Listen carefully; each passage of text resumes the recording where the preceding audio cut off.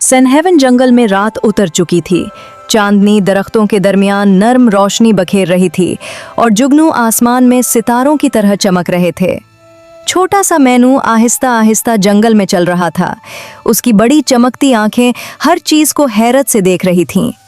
अचानक एक एक करके तमाम जुगनू गायब होने लगे और पूरा जंगल अंधेरे में डूब गया। मैनू घबरा गया।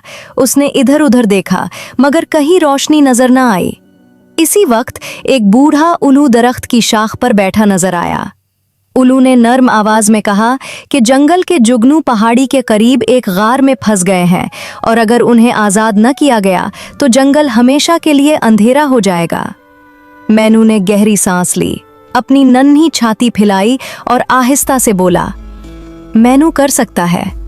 वो हिम्मत जमा करके पहाड़ी की तरफ रवाना हो गया। रास्ते में उसने एक छोटा सा लकड़ी का पुल उबूर किया। हवा ठंडी थी और रात खामोश थी, मगर मैनू ने कदम नहीं रोके। आखिरकार मैनू गार तक पहुंच गया। उसने देखा कि जुगनू पत्थरों और पत्तों के पीछे फंसे हुए थे। मैनू ने अपनी छोटी छोटी पंजों से पत्थर हटाने शुरू किए।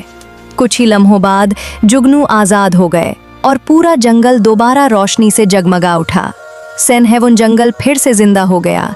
रंग वापस आ गए, तितलियां उड़ने लगीं और हवा में शो फैल गई। मैनू ने आसमान की तरफ देखा, मुस्कुराया और खुशी से बोला। मैनू ने फिर कर दिखाया।